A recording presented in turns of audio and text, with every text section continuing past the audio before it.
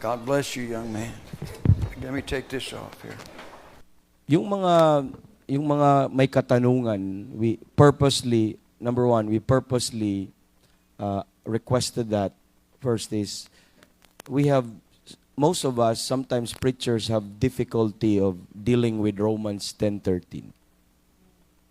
And of course, I have written something about Romans 10. But the first time I heard this illustration, and it impressed to me, that's the best for me at that time, or the easiest to understand illustration, and makatulong sana on how to deal with others, helping them also with having problem with Romans 10:13. 'Di ba? Sino dito may difficulty pag tatanungin, lalo na pag nag-discuss kayo ng issue about sinner's prayer and all of that? 'Di ba? Sino dito may difficulty at that time? Or magagaling na kayo lahat? At the same time, we ask that is, maybe some of you right now are still holding on to that sinner's prayers that you have. And alam mo, sa panahon na yon na hindi mo naman talaga naintindihan eh. Wala naman talagang ganitong foundation eh. And alam naman natin na yung dating soul-winning scheme or program is just give me 3 minutes, masave ka na. 2 minutes, masave ka. It takes time. The preaching in itself, in building the foundation. And Christ is that foundation, His righteousness, the Word of God. And how could you explain with clarity in 1 minute, 2 minutes? And because your goal is not really, the goal of those soul-winning approaches is not really on explaining the gospel, but it's really bring them to a prayer, to a point of prayer. That, okay, if you just repeat this prayer with all of your heart, then you'll be saved. Yun lang naman ang goal eh. Wala kasi silang sense of closure if feeling nila. Mga kapatid, our goal in winning the lost, in explaining the gospel, is the clarity of the gospel. It's not the quick prayerism, it's the clarity. Hanggat the sinner will not reach to the point of faith. Amen. You repeat again. Amen. In case like, na-explain mo ng Ebanghelyo, like how Christ died, the value of its death, its blood, burial, resurrection, and how it deals our sin, and all of that, then pagkatapos, you tell them what the Bible says that sinners should respond to the message. After showing them the verses like, you have to believe, this is what the Bible says, when you believe, you'll be saved. Then if he will confess, I believe, then you have to ask even again, okay, so you mean to tell me you're saved because you believe? Sabi niya, yes. Pero you have to ask him, anong pinaniwalaan mo? Oh, so you have to allow him to confess and tell you kung ano ang kanyang pinaniwalaan, kasi doon mo maintindihan doon mo malaman kung naintindihan ba niya anong pinapangaral mo. Hello. So, pag sabi niya na ang pinaniwalaan ko ay maligtas ako pag kontra sa sinasabi ng Bible, maligtas ako pag magpapakabait ako. So, hindi mo i-kontra yun in a sense na, hindi, sige, let's pray na lang. You want to be saved. But rather, you have to re-explain ulit the gospel. You re-explain the gospel until the object of faith will be so clear. Wala eh, paulit-ulit talaga. Wala, may shortcut ba doon? No. Faith cometh by hearing. And hearing by the word of God. What specific word of God? The word of truth. The gospel of your salvation. Repeat it. Repeat it. Sometimes hearing of faith would take maybe hours. Amen. Maybe minutes. But maybe weeks, maybe months, maybe years. Amen. So, wala pong measure. but it is dependent on the exposure of the gospel. The sinner's exposure on the preaching of the gospel. Until it becomes so clear and you'll understand. Then if we understand, then it's the time for him to put his trust. Ang problema, yun din ang nangyayari sa atin minsan eh. Yun din ang gusto nating ikaklaro dito. Kasi we just go on in life believing what the soul winner says. And you hold doon sa salvation, may date pa. My spiritual birthday. 19 blank blank, 2000 blank blank. Ito yun, this is. Ang truth nun, it's not really the time you got saved or understood the gospel. That's the time nung palatandaan mo, that's the time you pray. Kailangan problema, your prayer will be empty without that foundation. That's nothing. Amen. Di ba? Dinala ko ito para i-repeat ko lang a little bit kasi yung pinakinggan ko, Pastor Bob, you did it the last sa dulo. Sa dulo. Ngayon, inuna ni Pastor Bob. Pero same thought. Pero ang punto lang niya, kung walang proper foundation, wala ito, walang clarity. May preaching nga, hindi naman gospel. Hindi naman gospel ang death lang. Hindi naman gospel. God loves you and He wants to save you. Then repeat this prayer. Then with all of your heart, then you'll be saved. Hindi naman gospel yan eh. Tama? Baka nga hindi mo na-encounter ang 1 Corinthians 15 nung na-witnessan ka eh. Dinala ka lang sa John 3:16, then pumunta ka na sa prayer, tapos na. Hello? Dinala ka lang doon sa Romans 5:8 dahil Romans Road kasi. 'Di ba? Tapos hanggang namatay lang, wala naman doon nabuhay siya eh. So ibig sabihin, tapos kung didiretso ka, walang proper foundation, diretso ka na sa prayer at ito yung pinanghahawakan mo, oftentimes this become the object of our faith because of not explaining properly. This become the object of our faith rather than the work of Christ, rather than His saving work. Dito tayo nagtitiwala sometimes. Kaya kung tanungin tayo, save ka ba? Sa opo, paano ka na-save? Tinanggap ko si Jesus. Paano mo tinanggap si Jesus? Pinapapasok ko sa iyong puso. Paano mo pinapasok sa iyong puso? Nung nanalangin ako ng panalangin pagtanggap. Tama?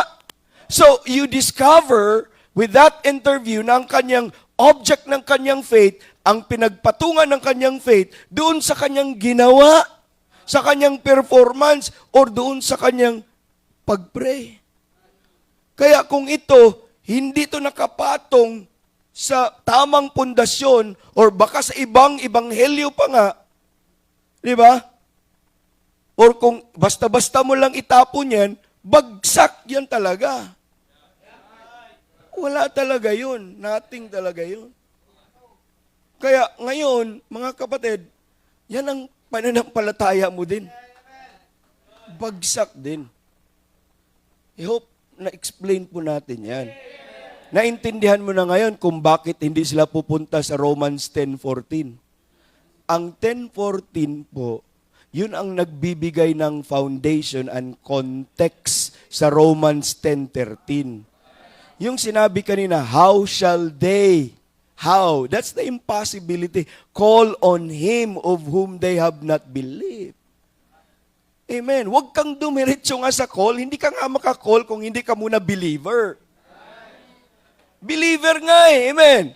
Anong tawag sa isang ligtas? Believer o caller? Sabi ko nga, believer eh, hindi caller. Ikaw na-save ka sa pag-call. Hindi dapat caller ang tawag ko sa'yo. Pag lalaki ka, call boy or call girl. Hindi, we're not trying to be mean. Ang punto lang natin, ang tawag nga sa atin, believer eh. Yun ang tawag din ng Bible eh. That's what we're trying to explain. Pastor Bob had showed. Pastor Bob, actually, on that little booklet that I made, I surveyed the word call on the name, that phrase call on the name from Genesis to Revelation. from Old Testament, New Testament. They said that ito daw Romans 10:13 is a sinner's prayer or a sinner's call. Okay. Given na yun ay sinner's call. Given na yun ay sinner's call.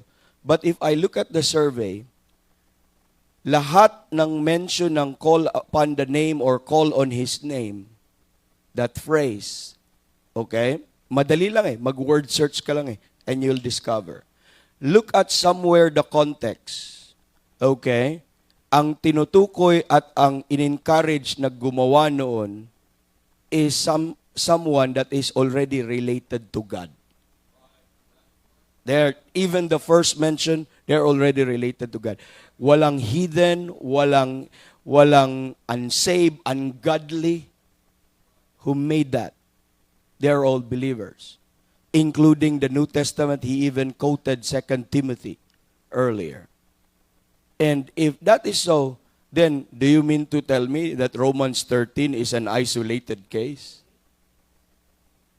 No. Ibig lang sabihin po mga kapatid, it is already the believer's response. It is no longer a sinner's prayer, but it's a believer's prayer. It is not a sinner's call, but a believer's call. Now, mga kapatid, hindi ko alam kung paano ang issue ng kaligtasan po, ang issue talaga ng kaligtasan is you need righteousness for you to be saved. You need righteousness for you to be saved. And that has been settled. That righteousness is to everyone that believeth.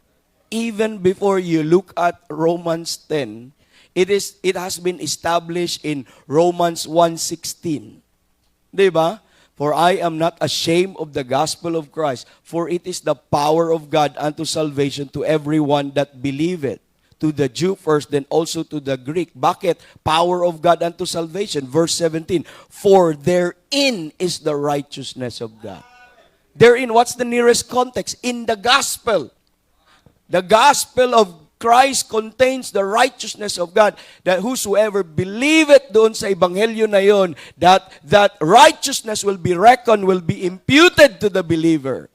Romans 3:22, diba? Even the righteousness of God, which is by the faith of Jesus Christ, unto all and upon all them that believe.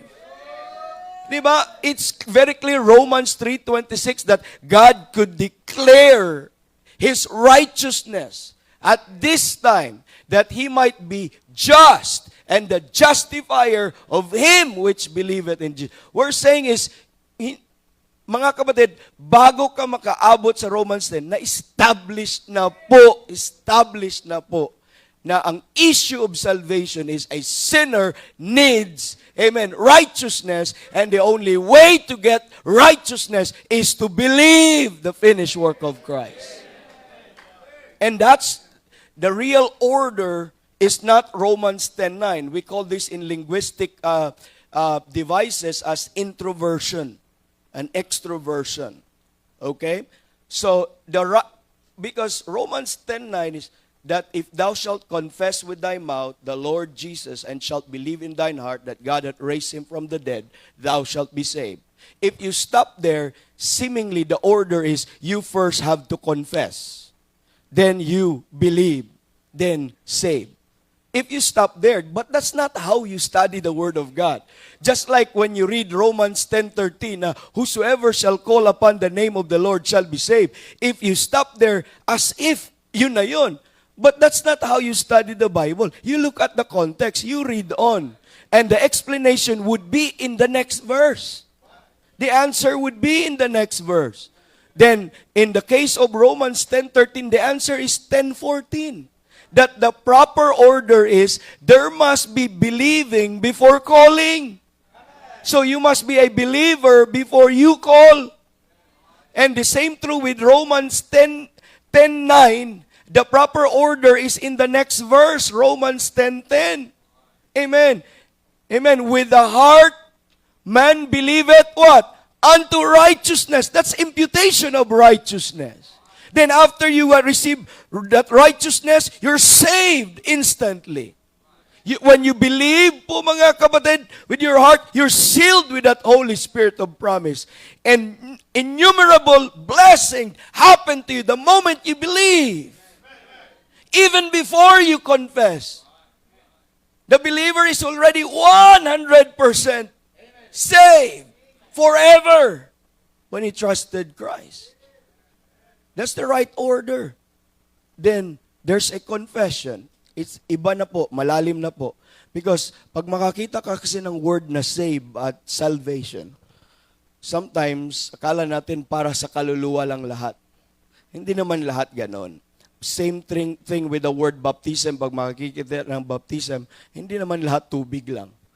So, ibig sabihin, it has to be the context ang mag-define kung ano ang meaning ng word in question na iyan. So in that case, ibang kaligtasan ang tinutukoy sa Romans 10:10 pag nung sinabi niya, ang salvation, where is salvation of the soul doon? With the heart man believeth unto righteousness. That is soul salvation. And with the mouth confession. Anong i-confess nila? The Lord Jesus. With the mouth confession is made unto salvation. Tama po ba? So ibig sabihin, something, this would ano po mga kapatid, this would help you. I'll give you at least 3 verses and to support mga kapatid that believer ka muna before you can confess or before you can call. You have to be saved first before you can do it. So ibig sabihin, I'll say this na yung Romans 10:10 na save na ang isang tao nung nag-believe siya, and result of that believing is ang kanyang confession. Bakit po? Because hindi niya magagawa yun kung hindi siya ligtas. Paano natin nasabi? So, hindi sufficient ang Romans 10:10. Let's cross-reference it with others. Quickly, 1 Corinthians 12:3. 1 Corinthians 12:3. Could someone cry out aloud and read 1 Corinthians 12:3, please?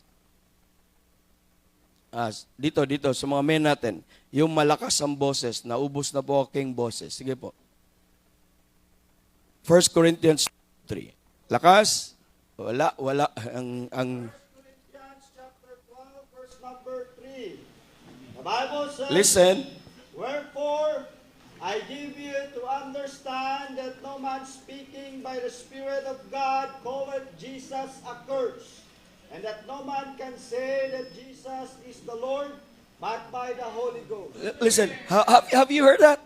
And that no man can say that Jesus is the Lord. What are they going to confess?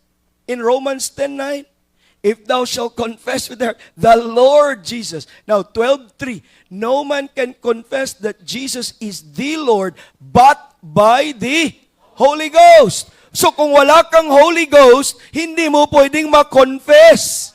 Kasi, or else, marami namang nagsasabi sa Bible, Lord, Lord, Lord. Sabi ng Panginoon, I never knew you. Depart from me, ye cursed from everlasting fire. Hello? So, hindi ibig sabihin na tumawag ka ng Lord, qualified ka ng tumawag. Ang actual rightful call ng Lord, dapat ang Holy Ghost ang nag-udyok sa iyo. Anong sabi sa Galatians 4:6? Galatians 4:6. Sabi doon, quickly, Pastor Dan. Tingnan niyo po. Galatians chapter 4, verse number 6. Nandyan na po ba kayo? Amen. And because ye are sons, God hath sent forth the Spirit of His Son into your hearts. What is the condition Crying, for God to send the Spirit of His Son into your heart? What is the condition? You've got to be sons. Tama? You've got to be sons. Dapat magiging anak mo na tayo para magkaroon tayo ng banal na Espiritu. Paano ka maging anak? Sumampalataya ka ayon sa Biblia. At kung ipapadala ng Diyos ang banal na Espiritu sa iyong puso, and anong gagawin ng Holy Spirit in your heart?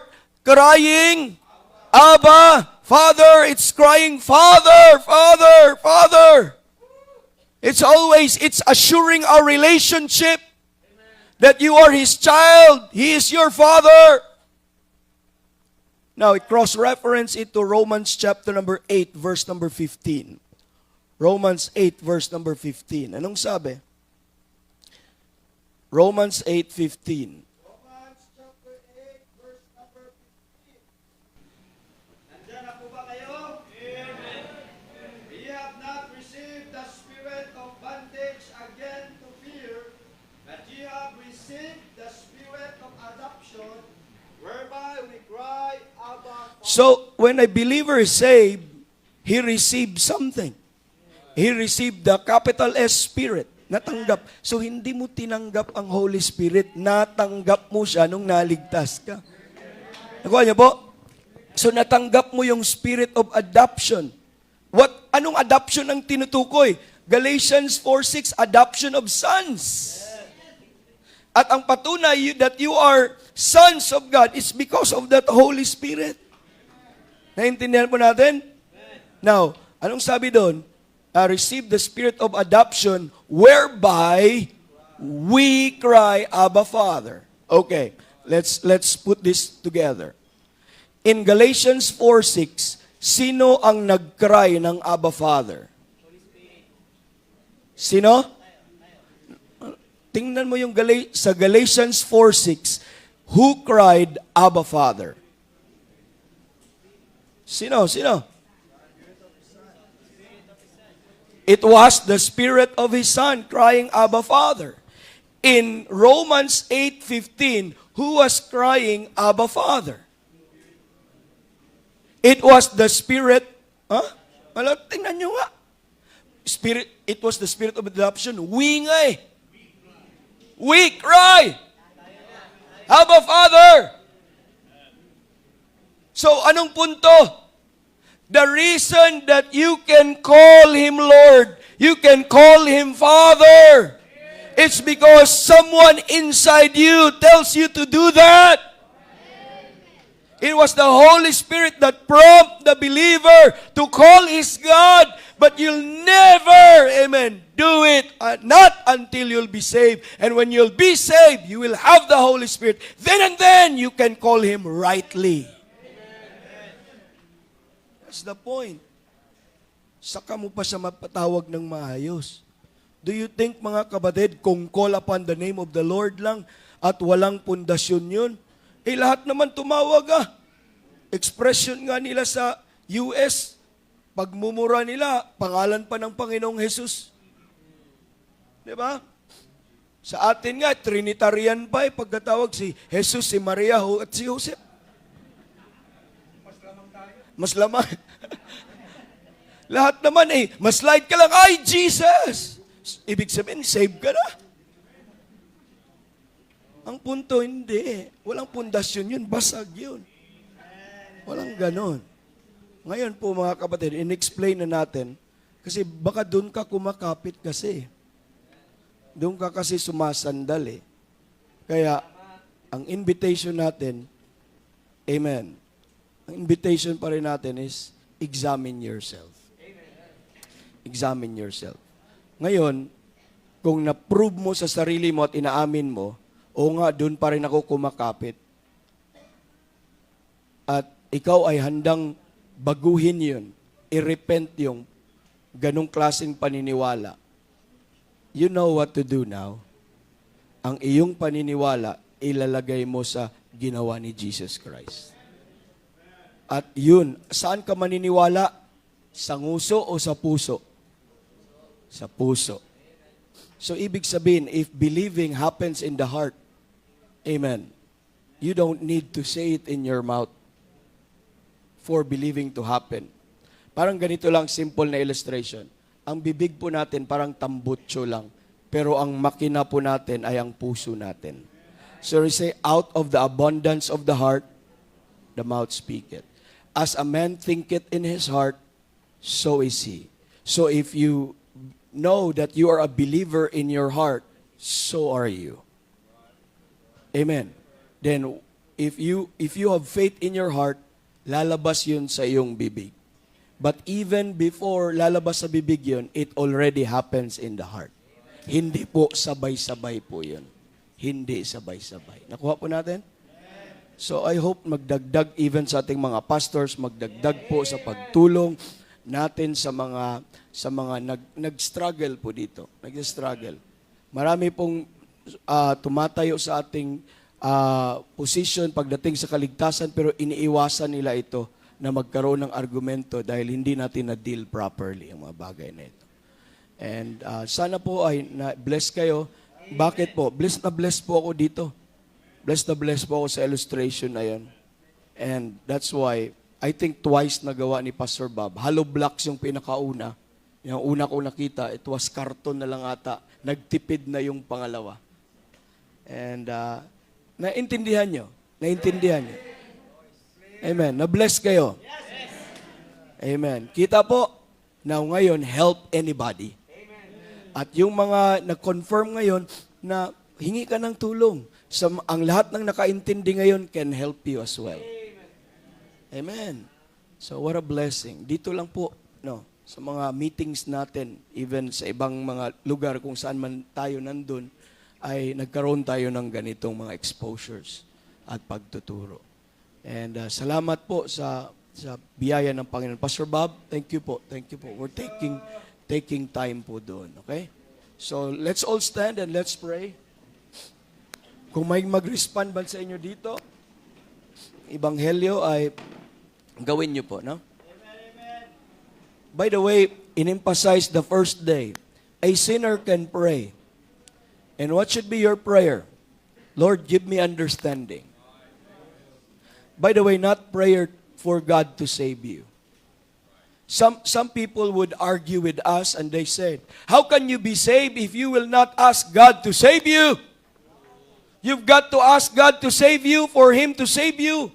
Then their illustration was Peter's walk on water. When Peter began to sink, he said, Lord, save me. So you've got to do like Peter. Lord, save me. How could you make that an illustration for your salvation?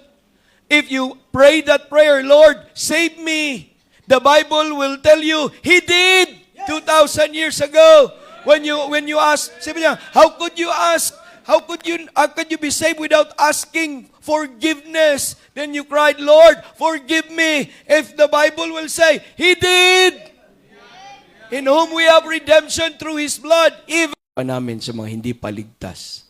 Kasi Lord, knowing that we have the true gospel, Panginoon, sana Lord, maburden din kami patuloy sa mga lost pa at lalong-lalo na, Panginoon, sa nabiktima at nabudol, Panginoon, sa mga soul-winning scheme na ito.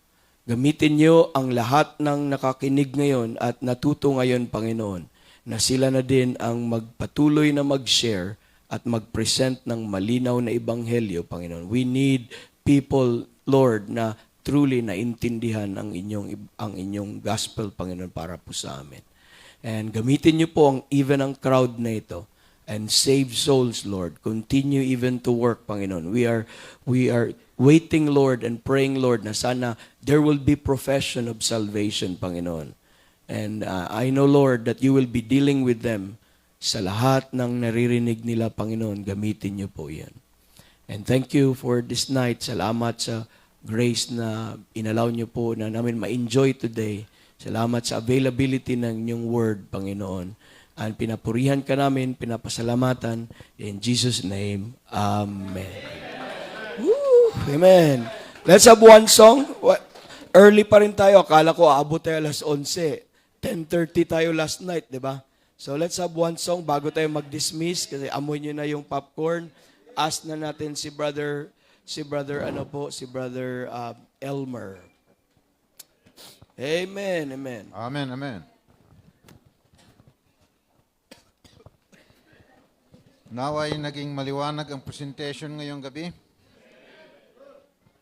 Sa mga bata, maraming bata dito baka hindi naintindihan yan mga bata, makinig kayo, may pakita lang ako. Anong mangyayari? Ito ang gusto mong gawin, kausapin ang Panginoon, call upon the Lord. Anong mangyayari kung wala ang mga ito? Kung tanggalin ko ito, anong mangyayari? Babagsak, walang silbi. So kailangan ng hearing of faith. Kailangan makinig sa pangaral. Gusto mong makinig, wala namang preaching. May papakinggan ba kung walang preaching? Wala. So kung alisin natin yung preaching, walang hearing, wala kang mapapakinggan, wala itong hearing of faith, wala itong salvation call. Wala itong call of the believer. Kaya ganyan ang illustration niyan para maintindihan natin nga kung kulang dito sa baba, babagsak yung nasa ibabaw. Yun po yan. And pagkatapos niyan, naintindihan natin ang salvation, masasabi natin na tayo ay saved or believer or sino bang sinampalatayanan natin? Jesus Christ. So if you are in Christ, you are a Christian. Ang daming nagsasabi na Kristiyano sila, pero hindi naman nila tinatanggap yung patungkol sa ginawa ni Kristo. Kaya nga Christian, Christ. Ang pinagmulan ng salitang Kristiyano ay si Kristo. Ngayon, kung Kristiyano ka, kakampi mo ang Panginoon, sinusuportahan mo ang Panginoon. Halimbawa, gusto mo maging Italiano, anong gagawin mo? Talikuran mo ang pagiging Pilipino mo. Manumpa ka sa watawat ng Italy. At ang konstitusyon, ang batas ng Italy, yon ang sundin mo para maging Italiano ka. Hindi pwedeng gawin mo yon na hindi mo tinatalikuran ang pagiging Pilipino mo. Ganon din ang Kristiyano. Talikuran mo ang maling paniniwala. Talikuran mo ang hindi paniniwala. Talikuran mo ang hindi pagiging Kristiyano. Manampalataya kay Kristo upang maging Kristiyano. And it's the life of a Christian is wonderful. Let's sing this song number 94. It is wonderful to be a Christian. Song number 94.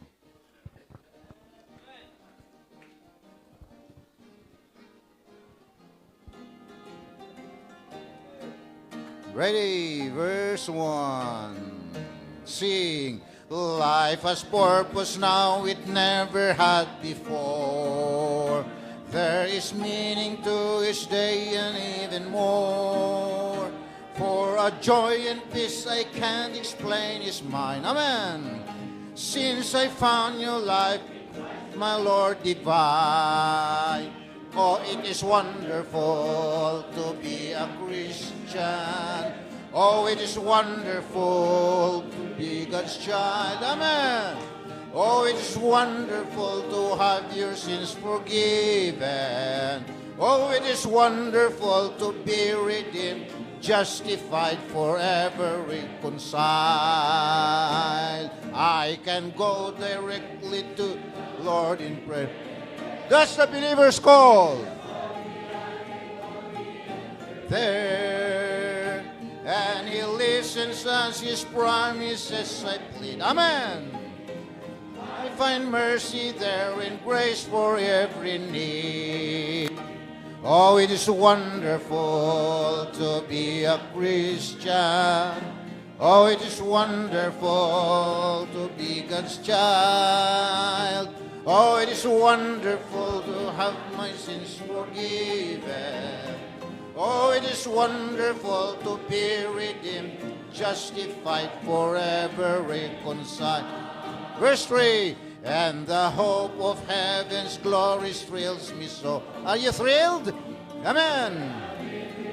Forevermore I know, praise the Lord, why the things of earth I loosely hold. I've eternal riches better far than gold. That's right. It is wonderful to be a Christian. Oh, it is wonderful to be God's child. Oh, it is wonderful to have your sins forgiven. Well, it's wonderful to be redeemed, justified, forever reconciled. On the chorus again. Oh, it is wonderful to be a Christian. Oh, it is wonderful to be God's child. Oh, it is wonderful to have your sins forgiven. Oh, it is wonderful to be redeemed, justified, forever reconciled. Amen. Thank you.